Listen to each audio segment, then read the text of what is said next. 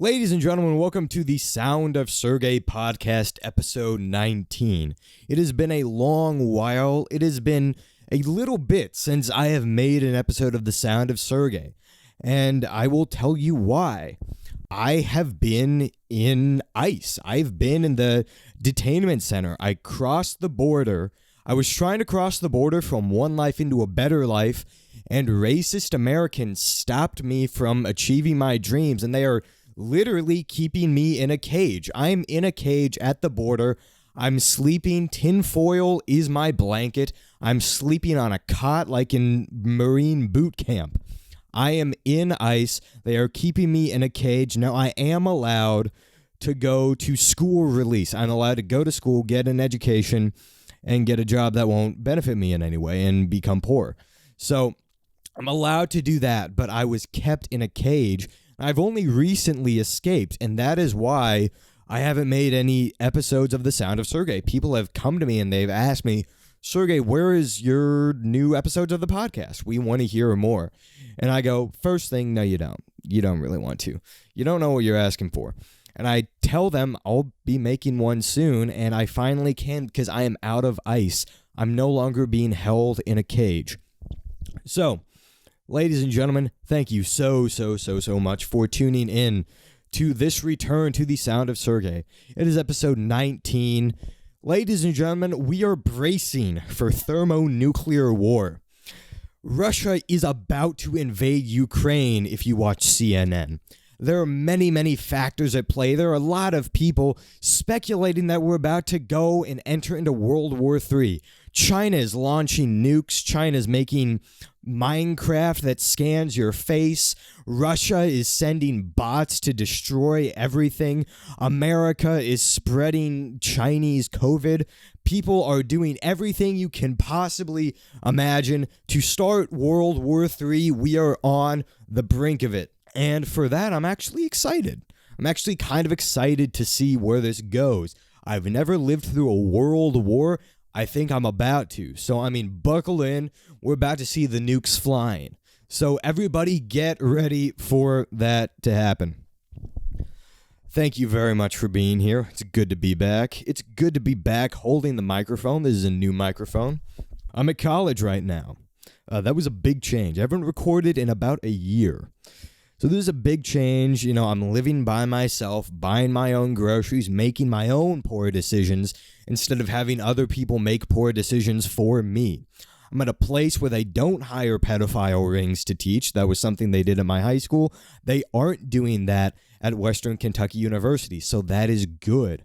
Now, I will say, when I first toured WKU to say, hey, do you want to sign up here? I was touring, I was getting a view of the campus, getting a view of the facilities, the dorms, everything.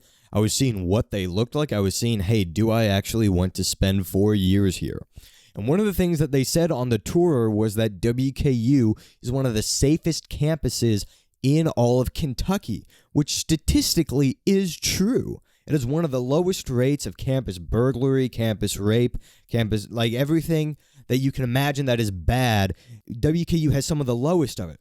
What I didn't realize was that I was going to go the year that it all went downhill and destroyed itself. What I was coming into was the tail end of an empire. You know what it's like? It's like when you have a young blonde gold digging chick who, nothing wrong with that, who is marrying this old, a Hugh Hefner, marrying a Hugh Hefner. What ended up happening, I'm realizing now, is I was planning to marry the Hugh Hefner, and Hugh Hefner died the day before the wedding. Within probably a month, there were already sightings of some homeless guy who was trying to break in and making mac and cheese or whatever. Some dude breaks in, and in my criminology class the next day, we're all talking about, did you hear about the guy he tried to break into one of the dorm halls? And then one of the chicks just raises her hand and goes, oh yeah, I saw him. And we go, wait, what, you saw him? She goes, yeah, he was in there. He was making mac and cheese in the kitchen. We go, well, what did you do? And he goes, well, he said hi, and I said hi back. And we're like, is that it? And she goes, yeah, he seemed nice. And then that was the end of the story. So all this stuff's happening. the day after I left for Christmas break, there was like a shooting threat. There was a big tornado that destroyed literally everything. Like, there was nothing left alive. Like, if you drove through, you would believe that a tornado did blow through, because it did, and everything is demolished. It looks like a scene out of a Godzilla movie after Godzilla's rampage Tokyo.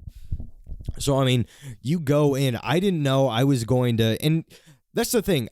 People will just tell me, did you hear about that there was a shooting threat? Someone made a shooting threat. I go, what do you mean someone made a shooting threat? And they're like, well, how do you not know? Didn't you get the text? And I go, what text? I didn't get any text. They go, the text that you get from WKU. Now, what happened was, at the very beginning, they said when you sign up, you can opt in for text messages from the school. Now, I was thinking, opt in for text messages from the school. I thought the text messages were going to be like, Sigma Nu is having a meet and greet luncheon from 11 to 1. Be there or be square. Have fun. See ya. I didn't know the texts were going to be, hey, if you go outside, your life is in danger. I didn't know that's the kind of text they were going to be sending. I didn't know it was going to be, hey, people are threatening to commit acts of terror on you if you go outside. I didn't know that's what was going to happen. So I didn't get any of them. I still don't. So, I mean, if something bad happens, I'm going to have to rely on the source Yik Yak, which at this point is the most reliable news source probably of all time. Of all the ones existent still, Yik Yak is probably the most reliable news source that there is today. Now, on the subject of being at WKU, as much as I say all this stuff about WKU, it is miles ahead of McCracken County High School. When I was in the eye of the storm, I was like, oh, this place is great. Now that I'm, from everything I've heard, it's just gone to absolute carnage. It has become a failed state. In essence, McCracken County High School, the high school I went to, it was becoming a failed state. There was a pedophile ring, and the only one who got busted was some Indian kid who sent nudes. The principal who covered up the pedophile ring, he got promoted to a board position. No one went to prison. It's all this stuff's going on. And all of a sudden, I'm surprised that, it's going downhill now. They literally just admit we can't fire the pedophiles because who's going to teach Spanish too? There was a teacher I knew my senior year. There was a Spanish teacher who was trying to literally molest the teen boys in the class and was racist to the black kids in the class. They'd answer a question, get it wrong, and then she would go, I wish you were back in the cornfields, literally being racist, trying to molest the kids. And people, countless people brought complaints to the board, and they're like, hey, you've got to fire her. She's trying to molest kids. She's racist. She's doing all these horrible things. And then the board literally put out a statement. It was we can't fire her. We don't have someone to fill in the Spanish 2 position. And it's find someone who can speak Spanish. At least they're not molesting people. At least they're not trying to bring back the Confederacy. So, it's just going to crap. They've literally admitted that the dress code is so that teachers don't get tempted. It's there's 13-year-old people in the school, and we're saying, hey, you can't dress that way. Why? So the adult teachers don't get tempted by you. And it's at that point, why aren't you just firing the pedophiles? It's so far, I've met 0 pedophiles at WKU, which is good. That's a 100% improvement from McCracken County High School. But, I'm here at WKU, and I've got a bunch of stories to tell. A bunch of stuff has happened to me. And, it's been a good time. I love it. I couldn't ask for a better experience. I've made great friends here. I love them to death. I made new ones. I've reconnected with old ones. I've met a bunch of people, had a bunch of fun. It's an overall good time. I don't have a single complaint to make. It's all a wonderful experience.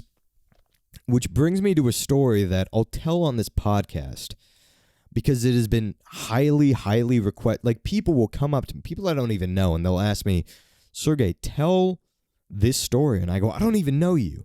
So I'm just telling it on recording because it's a good story too. And that is the gold chain necklace story. So what is the gold chain necklace story? So here's how it works. At WKU, and this is for most colleges, the move-in day is somewhere in September. So somewhere in September, you start to move in. you get into your classes in I think it was August 22nd, you move in, and classes start the 25th. So you're really getting into the groove of things in September.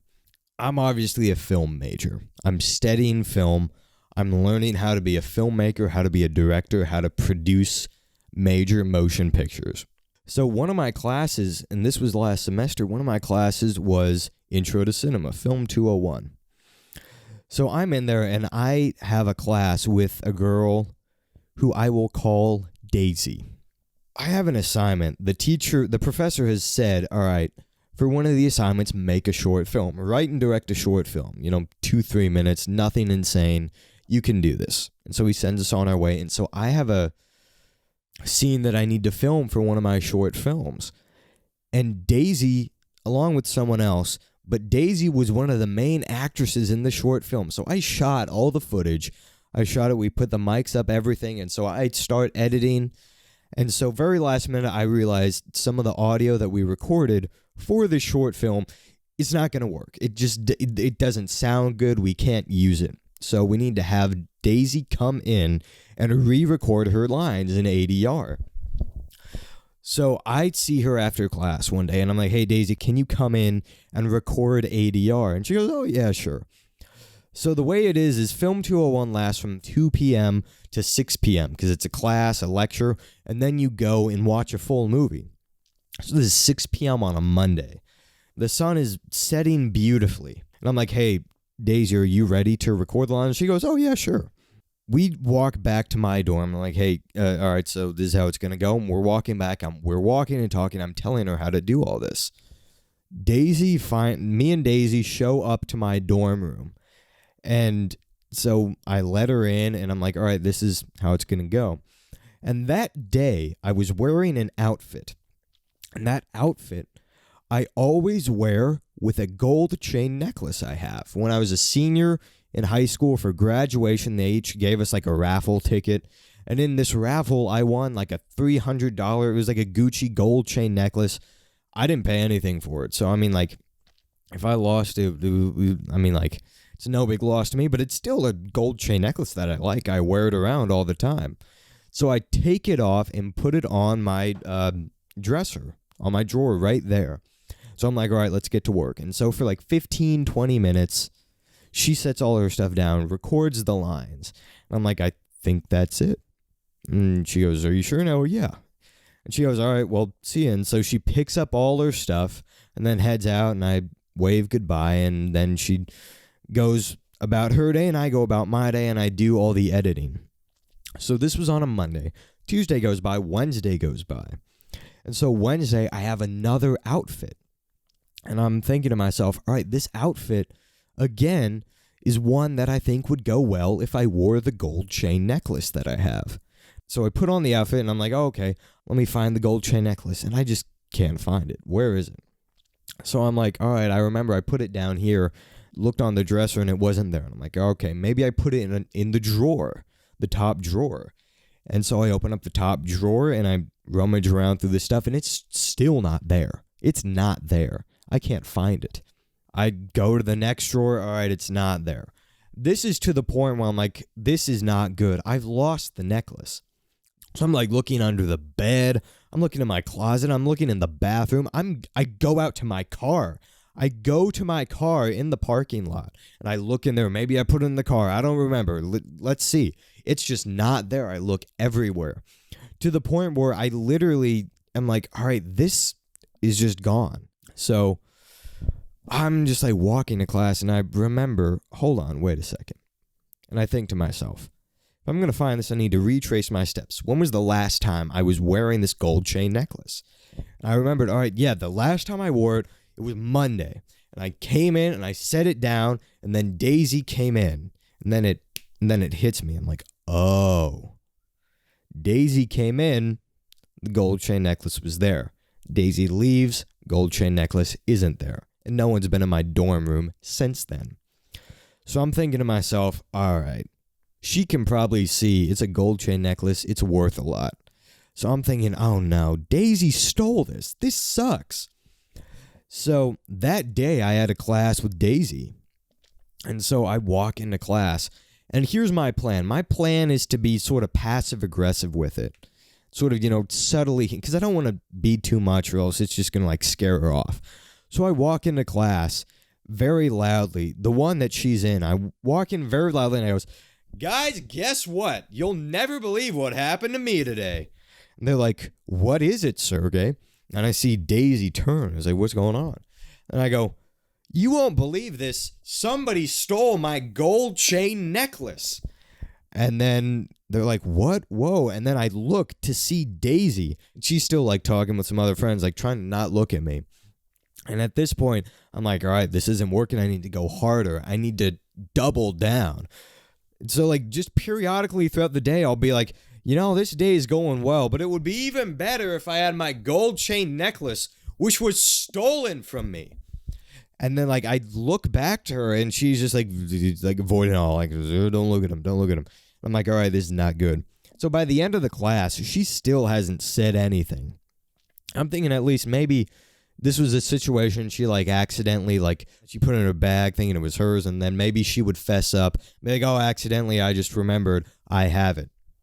So I'm like, oh, okay. She's going to do that. She doesn't. So class ends, and I'm not satisfied because I don't have it back. And I'm like, she has stolen this. So class ends, and I'm like trying to figure out what to do. So I just snap her. I pull up Snapchat. I have her Snapchat, and I go, "Daisy, when you were in my room on Monday, did you ever see a gold chain necklace? Maybe you thought it was yours and confused it or something." And I'm trying to be nice about it, trying to be polite. I'm not trying to be accusatory. And I'm just asking, "Do you see it? Did you happen to see it on the table?" And I see her little face pop up on Snapchat. And it goes, "Daisy is typing." And it stays like that for a little bit. And then all of a sudden, I see, "I don't know what you're talking about." I'm like, okay, this is, all right, that pretty much settles it. Because why would you reply like that? There's no reason to reply like that unless you were just accused of something that you did. So I'm like, oh no. And it's not like I can just like go in there and be like, "Give me it back." I can't do that. That doesn't make sense. So I'm like, well, I've just got to eat it. And I'm like thinking, what can I do? Like I asked my criminology teacher the next day, "Hey, what can I do if someone has stolen a valuable item?" And she's like, "I don't know." And I'm like, well, this isn't helpful. You literally teach about crime and you can't help me. It's like, this isn't helpful to me. And I asked like other professors, they're like, "I don't know."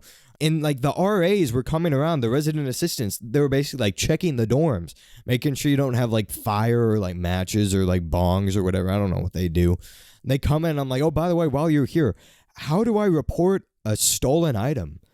And the two of them just look at each other and they're like, "I don't know, but we'll let you know." And they just never let me know. So I'm like, this sucks. I guess I just got to eat that. So that day passes by and the week passes by. And at this point, I've accepted I'm not going to get the gold chain necklace back. So on Sunday, I wake up and it's just a normal day. And I'm on Tinder. As any good Sunday 10 a.m. Activities are, you go on Tinder. So I'm like, all right. So I'm swiping and swiping. And all of a sudden I get a match. And let's just say this girl's name is Linda. And she matches with me. This is at like 11 a.m. at this point. So Linda matches with me. We start up a conversation. She's cool. She's like, "Oh, I do all this stuff. And, I do this, and that." And I'm like, "Oh, well, I do this, and that." And we're just having a conversation. And it's going well. We're like, things are like the conversation is alive. The conversation isn't dry. We're having an alive conversation. So all of a sudden, this is just like early morning. I'm like, okay, this is pretty cool. I've met she seems cool. And, we're getting to know each other well. This is all right. And so she goes, "You said you were a film major, right?" "No, yeah, I do a bunch of filmmaking, and that's what I aspire to do." And she goes, "So you're in the film program, right? And you take film class?" And I go, "Yeah, I do." She goes, "Do you know someone named Daisy?" And I go, "Yeah, I actually do." And I don't tell her about this. I'm like, yeah, I know who Daisy is. And she goes, oh yeah, she was telling me that you and her share a couple classes and that she's a film major too. And I, oh, okay, cool. She goes, yeah, she's good friends with me and we're roommates. And I'm just thinking to myself, like, oh, okay. Things just changed. The dynamic has changed. The purpose has changed. And I thought about it. I didn't, but I thought about, just for a split second, I thought about asking Linda, hey, did you see a gold chain necklace somewhere? No, I didn't say that because I was still trying to smash. So, like, I was thinking to myself, like, all right, this is interesting. I don't even ask about that, and we just keep talking, just like throughout the day. And we just keep back and forth, and things are going well. We have chemistry, but still in the back of my mind, I'm still thinking she's roommates with Daisy. Daisy is the one who has stolen my gold chain necklace. That's just in the back of my mind, no matter what. It's still back there. Still back there. And just throughout the whole time. And we text for hours. All of a sudden, it's like 8, 9 p.m., and all of a sudden, at this point, we had exchanged Snapchats. On Snapchat, she sends me a snap, and it is an image of her, and she goes, hey, what are you doing? WID.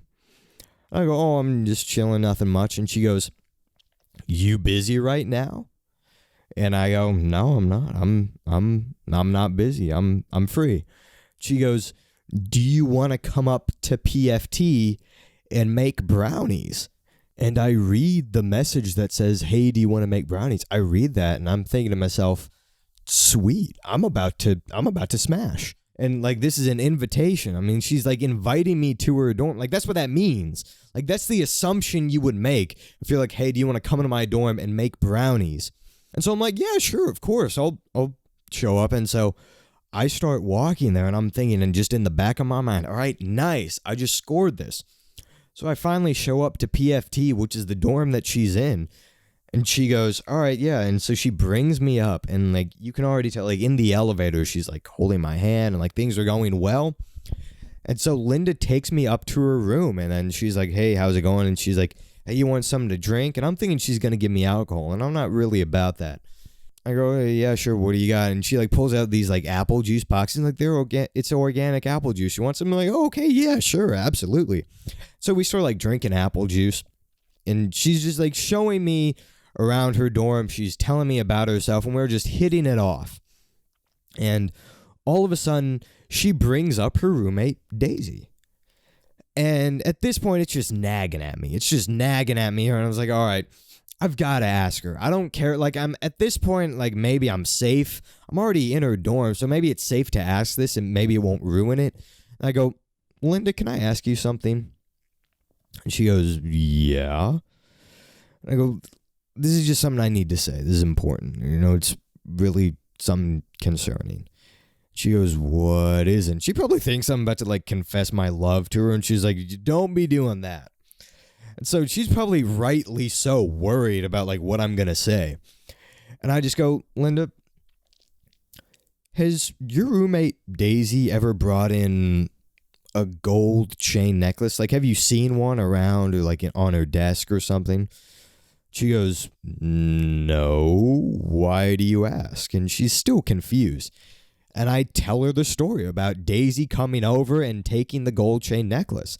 So I get done telling this story to her, what I've told you so far.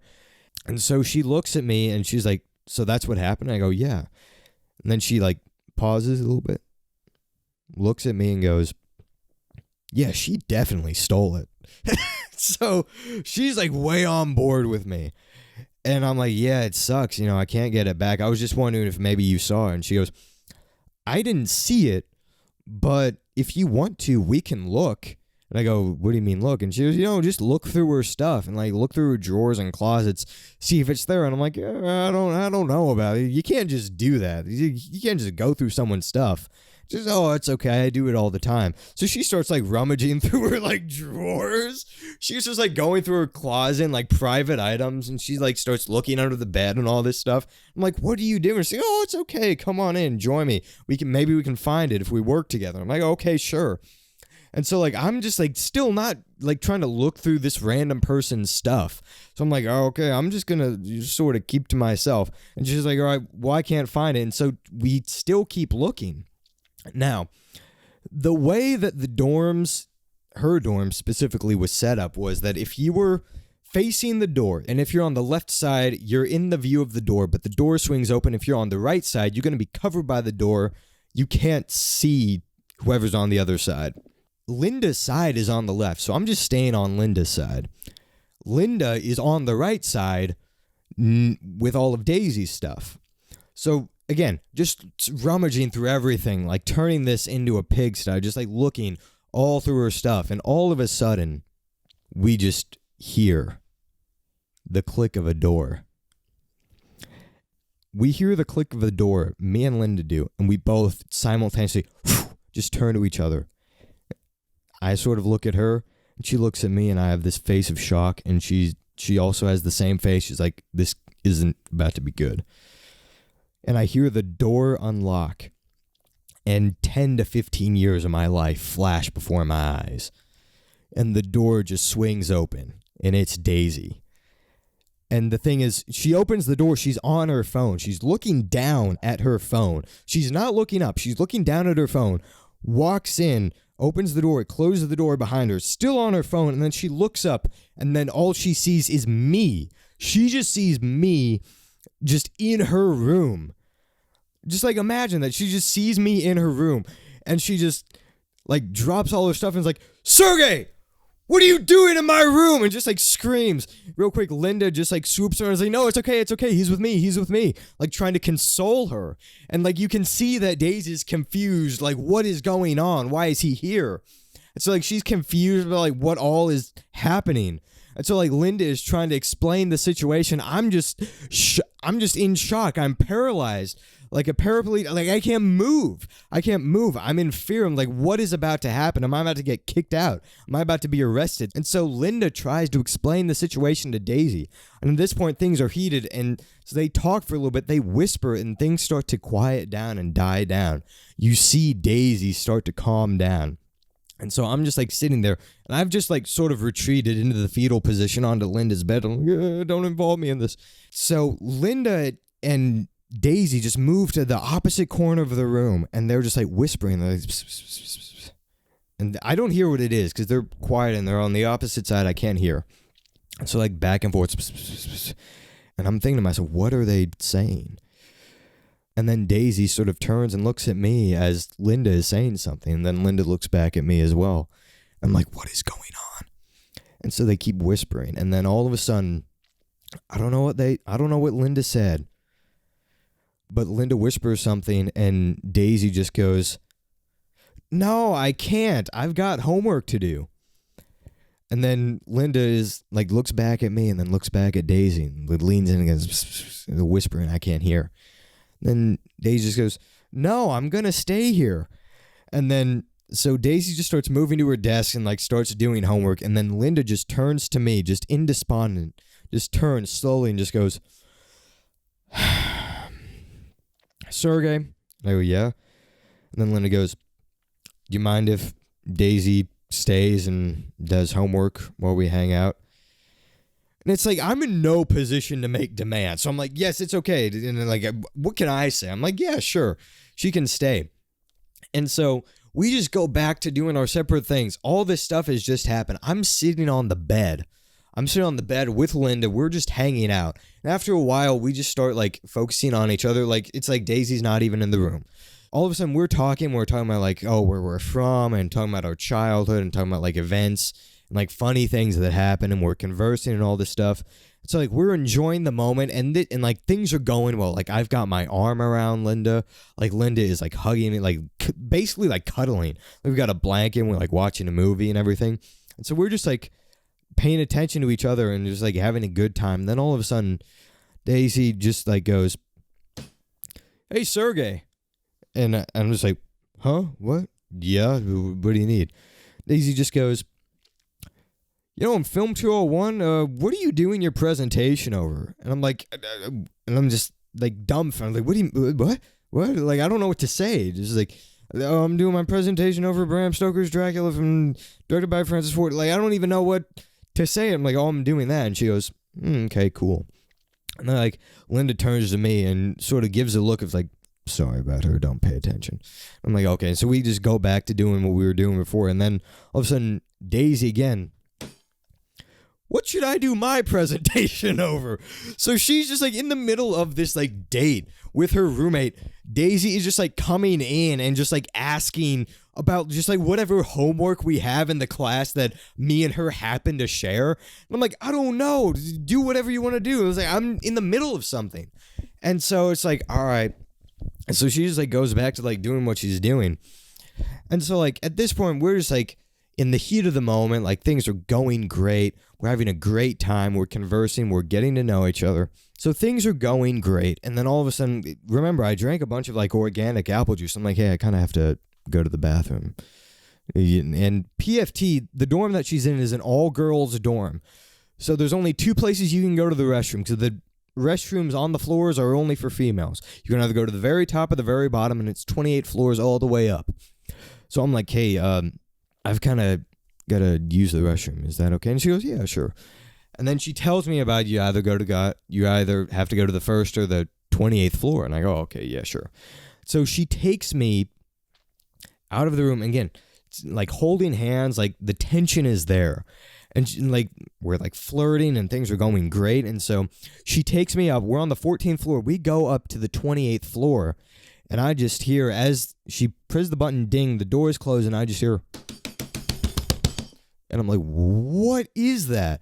She goes, oh, this elevator isn't all that great. So we get up to the 28th floor, and so she's like, oh, around the corner right there's the men's restroom. And I go, okay, thanks. So I go in there, and so it's like a single person. I, knock on the door, and I'm going to go, I'm just like trying to see if anyone's there. I knock on the door, and no one answers.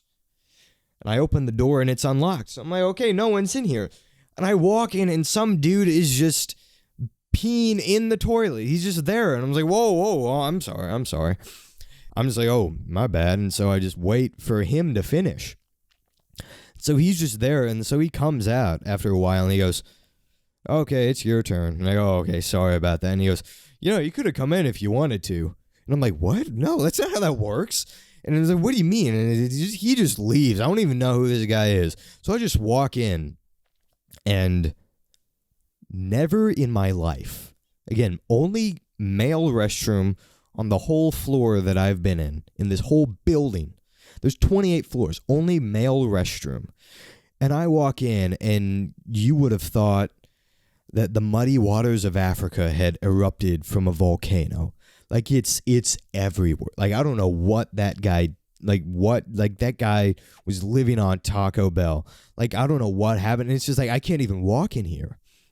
And so I'm like, this is not good. So I like go back out, and I go, Linda, the bathroom's not working. And she goes, oh, okay, we're going to have to go down to the first floor. So she takes me into the elevator again, ding, and then closes the door. And so it starts going down. This is from 28 to 1. And I noticed this is a fast elevator, like almost scarily fast. So it starts going down, and all I hear is, I'm like, what is that? She goes, it happens all the time. It's 3 a.m. It's probably the ghost. I'm like, what do you mean the ghost? She goes, people have killed themselves in this elevator. I'm like, what? Like, I don't even know what to say. This is like 2 a.m. So it goes all the way down again. And so I'm just like scared for my life. It goes back down to 1.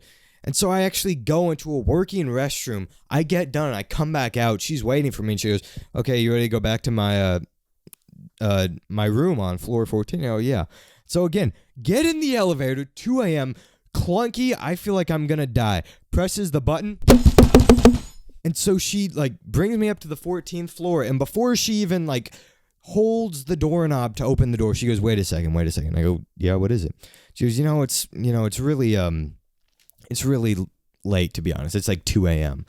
I don't know if I can stay out this long. I've got classes tomorrow. I'm like, yeah, you're right. I've got a 9 a.m. tomorrow morning too. I can't stay out this long. And she goes, oh, okay.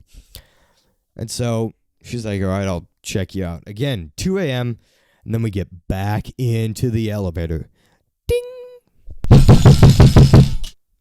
I'm thinking I'm going to die. But also at a certain point, I've been on this elevator and almost died 4 times. I've heard that noise. I've become used to it. I've grown numb to the fear of the haunted hotel ride at Disney. Whatever that ride is that you go up on the elevator, that's what this was like. I've grown numb to that. So we go down to the first floor. She goes in and she is in the process of checking me out. And as she's doing it, I look at this girl, Linda, that I've been on this date with, and we've connected. I'm looking at her, and she's looking beautiful in this morning light. And she sends me out, and she looks at me and goes, Sergey, I had a really great time, despite all the stuff that's happening. I go, hey, I had a really good time too. And we're both smiling at each other, and things are going on. There's chemistry in the air as she's sending me out and telling me good night. And so I start to walk out the doors, and she goes, wait, Sergey, hold on a second. And I turn around and I go, yeah, what is it? I know it's late out. Don't get stabbed. And I thought she was just like, sort of like a dark sense of humor. Like, oh, yeah, don't get stabbed out there. And I thought it was that sort of thing. Oh, okay, yeah, sure. And she goes, no, really, you might get stabbed. It's dark and it's late. And I go, wait, what? And she goes, you could get stabbed. And I'm like, I could get stabbed? And she goes, well, good luck, see you. And then she just like goes back up the elevator to her dorm. I'm like, I'm going to get stabbed. So I walk back. I don't get stabbed. I walk back. I go to bed. I wake up the next morning and I text her back like a gentleman. I text her back and I'm like, hey, I had a really good time last night. It was really fun, despite all the weirdness that happened with Daisy coming in. She goes, yeah, I had a really good time too. So we start talking again. Again, sparks are flying. It's going well. There's chemistry. And so we start talking, and then, so this is a Monday morning, Monday school day. I send a message, I forgot what it was, and then it takes her like 3 hours to reply. And normally it was like within like 4 or 5 minutes she'd reply. So Linda replies after like 3 hours, and I'm thinking, oh, she's just like got something to do, obviously, yeah. I mean, no one would jump to the most rash conclusion immediately. And so, like, she replies, and then I respond back, and again, like 4 hours. I'm like, she's probably busy. She's probably got a night class or something. She's got to eat dinner, and then the next day, the same thing happens. Tuesday, same thing happens. And I'm like, okay, I'm starting to get a bad feeling again. Give her the benefit of the doubt. But I text her back again, like 4 or 5 hours. I'm like, all right, this is not good. So I send her one last text. And again, it's just like 6-7 hours. I'm like, all right, she's not interested. I'm like, oh, this sucks, dude. And so all of a sudden, I'm like, all right, well, I got to get over this. Because we were, getting along, and we were like, had chemistry, we had similarities, we had common interests and all this stuff. And then, we felt compatible, and like, oh, well, that sucks. Then this happened. So all this stuff happens, I'm like, all right. And so I'm torn up about it. To the point where my friends, they're like, hey, Sergey, are you okay? And I'm like, you seem kind of down. So I tell them what happened. Oh, that sucks. So all this happened about, I want to say the weekend of fall break. I'm not exactly sure on that, but I think that's around there. So this happens. So this happens on a Sunday. We get off for fall break. And so I have time to mull it over, time to think about it, time to get over. So I come back on Sunday night, and I meet with my friend Colton. So we're going, and I'm meeting with my friend Colton. We're at Gad's, Great American Donut Shop, the best donut shop there is. We always go there whenever we want to talk, whenever we want to hang out. That's our hangout spot. So I'm sitting there eating a strawberry cake donut. He's eating whatever. He's drinking milk. And so I sit there and I tell him, you know what, Colton, I think I'm over Linda. He goes, you're over her? And I go, yeah, it's been enough time. I think I'm not really torn up about it. I realize, I missed the boat, and it didn't happen. And Colton looks at me and goes, oh, okay, that's good. And I go, yeah. And then Colton goes, yeah, because I needed to tell you something. And I go, what do you need to tell me? Then Colton goes, I needed to tell you something, but I didn't know if you'd be able to handle it. And I go, what do you mean? And I'm like, did you date Linda? Like, what's going on? And he goes, no, it's nothing like that. And I go, well, what is it? And he goes, you know how Linda's in the band, right? And I go, yeah. he goes, well, I'm in the band too. So Colton tells me that he was in a group of band friends. Colton looks at me and he goes, yeah, I was sitting with a bunch of band friends, and this guy named Andrew, he was talking about how he went on a Tinder date and he matched with a girl, and then she asked him if she wanted to go up to PFT and hang out, and then nothing happened, and then she just ghosted him. I go, what's that have to do with that? And Colton goes, well, my friend Andrew said that her name was Linda. I go, oh, wow. So, I'm like, oh, wow, that happened to him, too. That's a coincidence, but, what can I really do with that information? He goes, no, that's not it. I go, what else is there? So Colton then goes, well, Andrew kind of told me that that's just what she does. And I'm like, what do you mean that's what she does? And then Colton goes, well, that's just what she does with all guys. And I just go, how many guys has she done that with? And then Colton goes, well, Andrew said about 18. And at this point, things change, because now I actually kind of have respect for her, because she's got the grind. She knows the goal. She knows the plan. She's got it down. In that way, I kind of have respect for her. I don't, but I do. I understand where she's coming from.